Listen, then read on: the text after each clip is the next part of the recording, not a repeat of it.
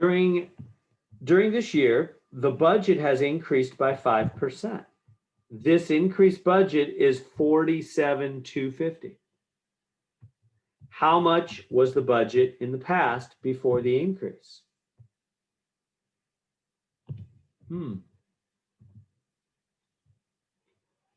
So the budget has increased by 5%. The new budget is 47,250. How much was the budget in the past before the increase? How much was it before it went up? How are we going to figure that out?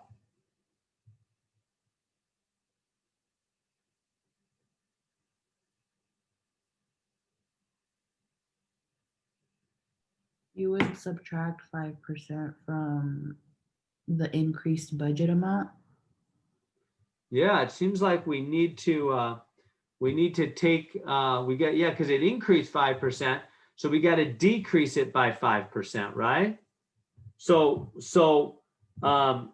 here's my question: should we take 47,250, multiply it by 5%? Let me grab my calculator,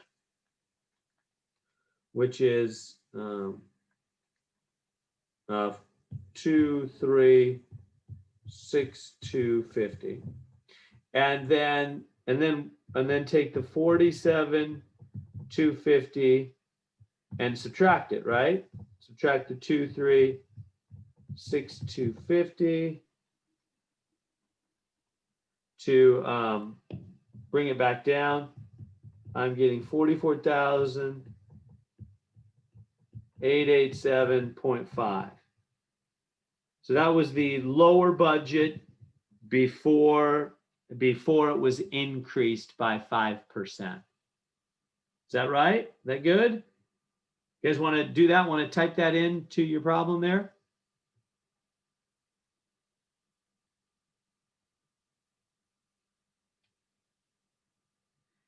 I'm saying that because that's actually wrong.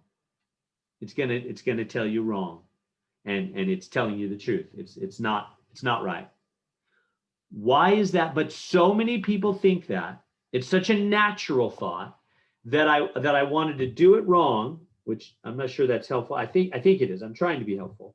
I think it's important to show what's wrong and talk about why it's wrong. I learned a lot of my learning in math and science over the years has been learning why a certain thought is wrong. Not just learning, okay, what's the right way? What's the right formula? How do we do it? But why my thinking in some situations is actually wrong. There's a lot to learn there. And so it is here. I want to show you that right there is the natural but wrong way to do the problem. And you're probably going to do it that way on the test if you don't spend some time with me right now, carefully coming to understand what's wrong about that. So go ahead and try it if you want on your homework right now. It's going to tell you wrong answer. So why is that wrong? Let me draw a picture about what's happening. We're taking some, we start with a lower budget, and we increase it, here, let me back up a little bit here. We increase it 5%, right? We increase it 5%. I can't make it 5 very nicely. 5% to the new higher budget. You with me? That's basically what this problem is about, right? We're saying we're starting with some lower budget. There is, I don't know if we're starting with it, let's just say there is a lower budget. There's some lower budget. We increase it by 5% and we get a new higher budget, right? We have the old, let's call it the old lower budget. We increase it by 5%, we get the new higher budget, right? This is the, and so what we did, think about what we did is we said, well, okay, just take this amount and just decrease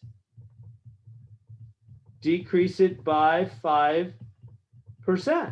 right? That's what we did. We took the 47,250 because that's the new higher budget, right? The increased budget, 47,250, and we multiplied by 5% right there, which means we're decreasing, and then we subtracted it, so we're decreasing it by 5%. That's the same thing as increasing by 5%. You're just going it backwards to find the older, lower budget.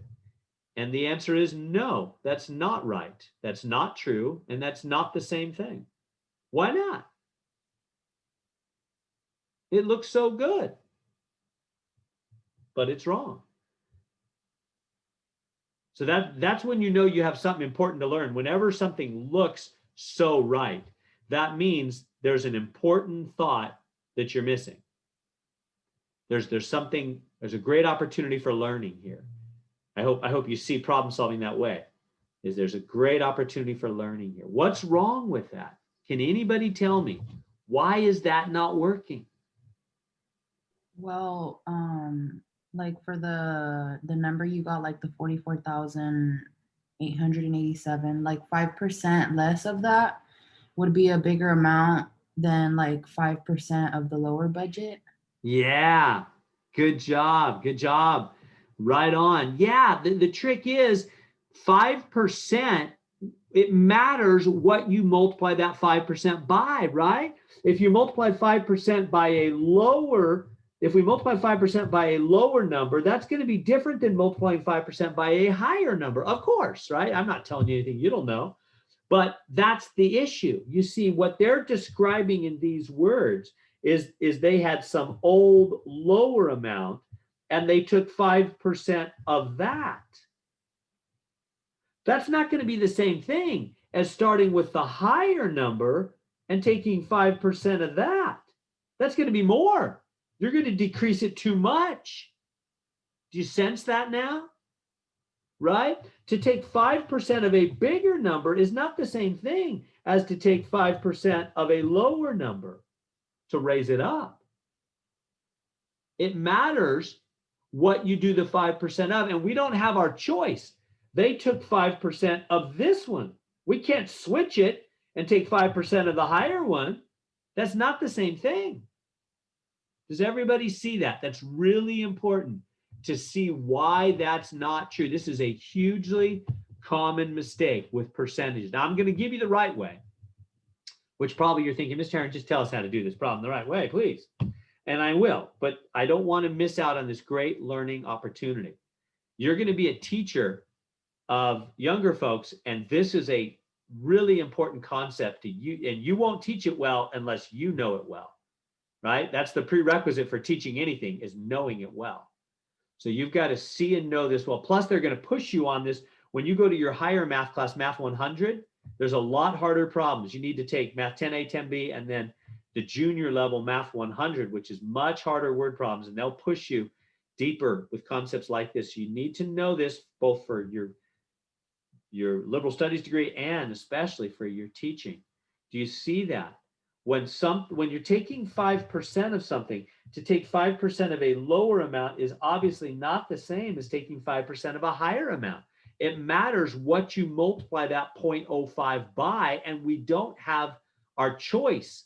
The words say they took this year's budget 5%. They didn't take 5% of the increased. They took 5% of this year's budget. We have to take 5% of the old budget. You can't take 5% of this new one. That's going to be a different amount. You're going to decrease it too much. It's a higher number. All right. So, well, then how do we do that? We need to take 5% of the old budget. Well, let me give you a formula to help. Let's rather than, I'm going to give you a formula to help. I promise. But before we do that, let me think with you. Like, let me help you. Let me guide you as far as problem solving. How would you solve this problem if you'd never seen it before and you had no idea in the world? You were trapped in a prison, and they said you can get out of this prison if you answer this question. I'm just being silly and trying to give you every motive in the world.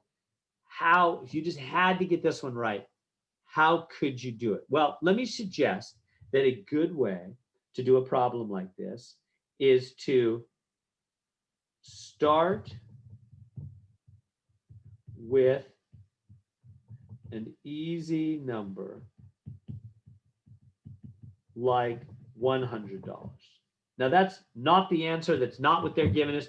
But it just, I've noticed, and for myself and for everybody I've interacted with, we think better with easy numbers.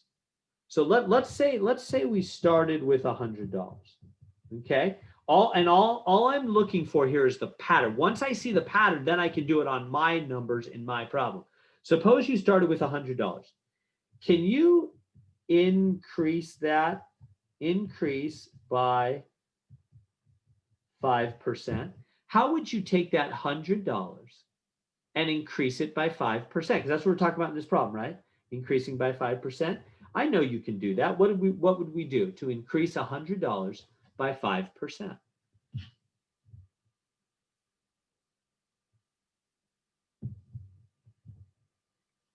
You would multiply 5% by 100, and then Yeah. whatever you get, then you add that to the 100. Beautiful, beautiful. You would take the 100 times, well, here, you take the 5%, the 0.05, the decimal, right, times the 100. And then like Martine was saying, then you would add it to the 100, wouldn't you? And you would get the new amount of $105. Right? Right? We take the 5% of 100, that would be the $5. And then we have to add back the original 100, and we would get the 105, wouldn't we? I think you all know that. I'm not saying anything that you don't already know. You know that. You know how to increase $100 by 5%. So see how I'm giving you things you already know. And now I'm going to ask you, okay, look at what you already know. That you already know. Let me get rid of the work here. And by the way, whenever you're trying to come up with to solve a new problem, what you want to do is write down what you already know with an easy number like 100, just to make the numbers easy to work with. And then don't write the answer. Don't write $5. We don't care about the answer as much as we care about the pattern. Look at the pattern. What do you do with the $100? You take the $100 and you take 5% of the $100. And that comes out to be your new increased price, doesn't it? And what's the $100? That's your starting price. So in other words, if I was to write with words, you've got to take the starting price, whatever it is, in my case, it was $100, plus, and this is the percentage, because it might not always be 5%, whatever the percentage is, times that same starting price. See how we use it twice? To equal the new increased price, right? I'm just putting words by what we already knew how to do with $100. Well, there it is. There's our formula. You've got to take the starting price plus the percentage of the starting price, right? That's how you increase something by 5%, and that'll give you the new increased price. Of course. When you might say, okay, Mr. But we don't know the starting price, right? So what are we gonna call the starting price here since we don't know it? X. Yeah, X, right? And the percentage, that we do know. And again, here's X again. Let me get this other stuff out of the way.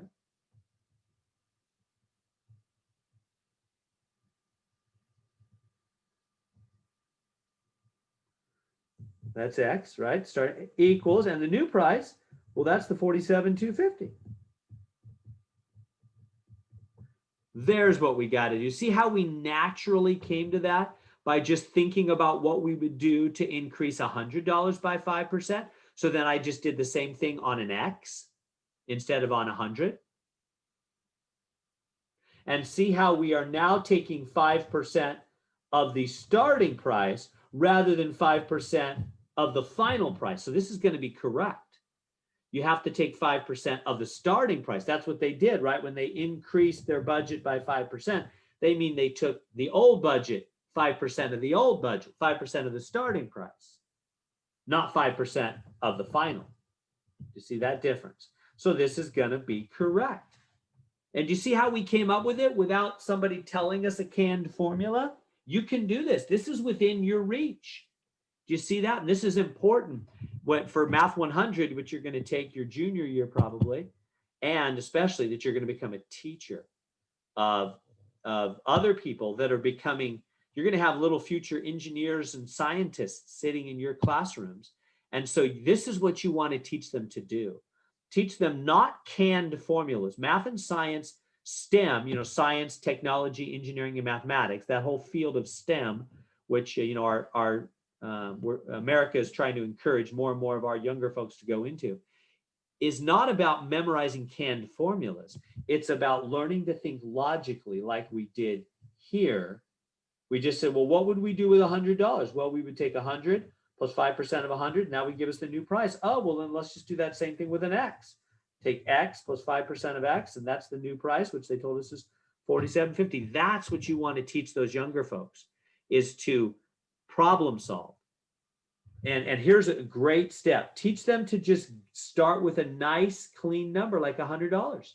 That's really helpful to them. If you'll teach them to just start with a number like $100, they'll think so much better about problems, and they can get to the X's eventually by just looking at the pattern. That's a great thing you could do for them, is to teach them how to think logically and to solve problems like this. All right, let's finish up this problem. Now that we've got the pattern, how do we actually solve this equation for X? What am I going to do?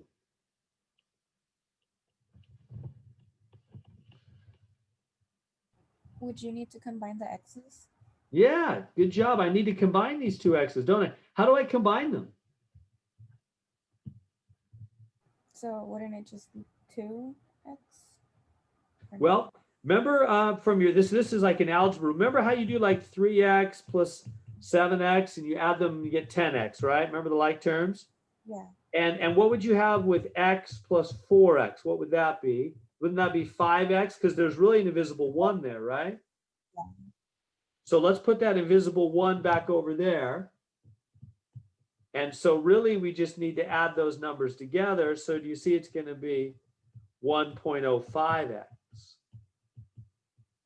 Everybody see that pattern? I'm just following the same exact pattern. You just add this number and that number. So when you have X alone, that really means 1X. So just add those numbers up, 1.05X. And now, last step, how do we solve for X? You divide it. You divide 47. You divide it by 105, and then the 47,250 by 105 as well. Here we go. Just divide by the 1.05. Take out your calculator. I'll do it too. 47,250 divided by 1.05. There it is. $45,000. So the old budget must have been $45,000. There it is. We got it. Does that make sense on that? Questions I can answer.